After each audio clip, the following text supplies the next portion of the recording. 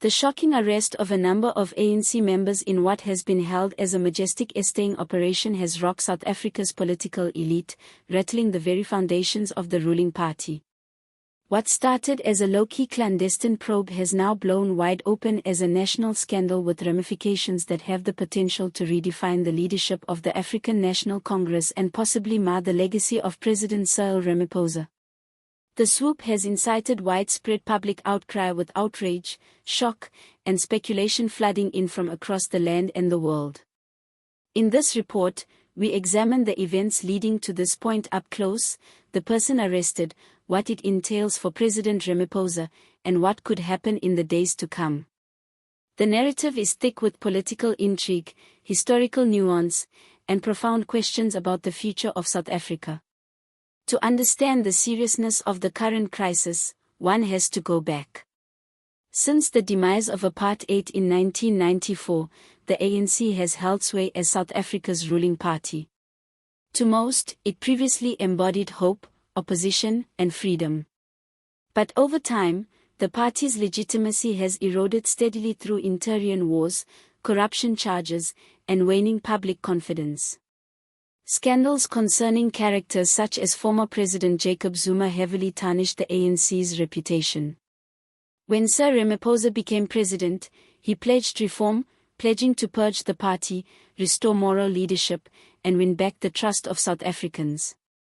Change seemed possible for a moment, but even with commissions, probes, and words, critics say that Ramaphosa's attempts have been too slow, incomplete, and ultimately powerless to stem the entrenched corruption that continues in both the party and the government.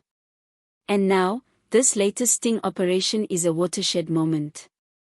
Early reports indicate that a number of top ANC officials have been detained on charges of fraud, embezzlement of public funds, and abuse of power. They were arrested quietly and unexpectedly, leaving even party insiders startled. Theater-like scenes of police raids and party loyalists in handcuffs have filled television news and social media with reports of nationwide outrage and outrage.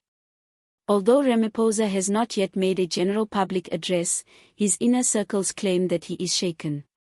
His latest public outing depicted a man under pressure, with many questioning if he still had his party in his grip. The main question being asked now is whether Ramaphosa was oblivious to the corruption taking place on his watch, or even if he deliberately chose to ignore it.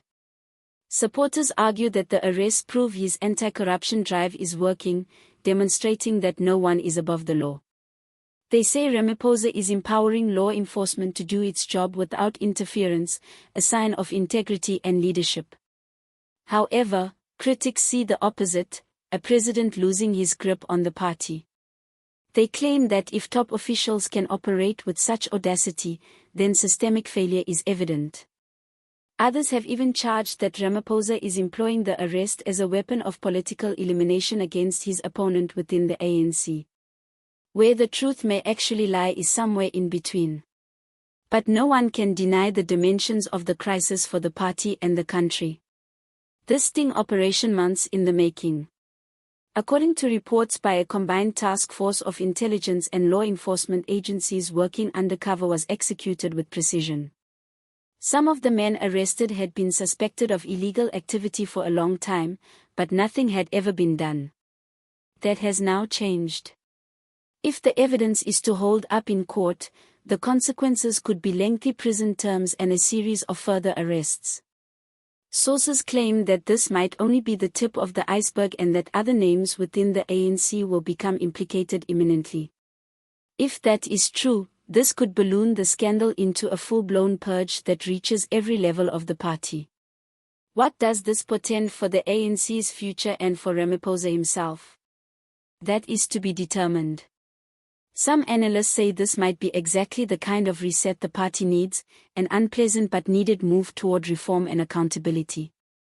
Others worry that the harm cannot be undone. The popularity of the ANC has been declining, particularly among the youth voters and urban residents. If the party fails to credibly show openness and self-cleaning, it will lose its grip on power. Similarly, if Ramaphosa is seen as weak or indecisive, elements within the ANC will seek to oust him ahead of the next general election. Political analysts are keeping an eye on Ramaphosa. They think he needs to move now, speak candidly to the public, seize complete control of the agenda, and make drastic changes.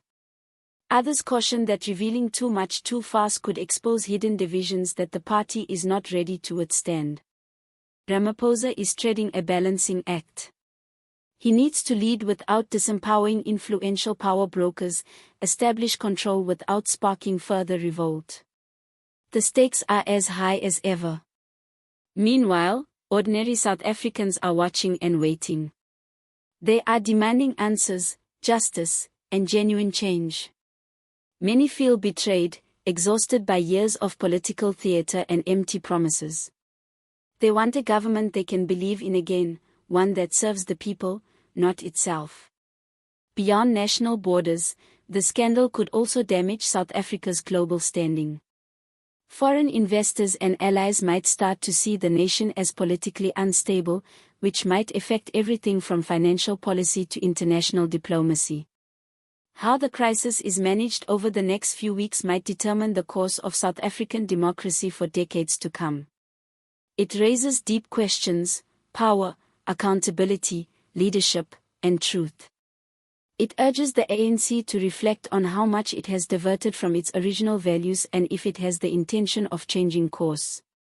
For Ramaphosa, there is still a possibility for him to step up.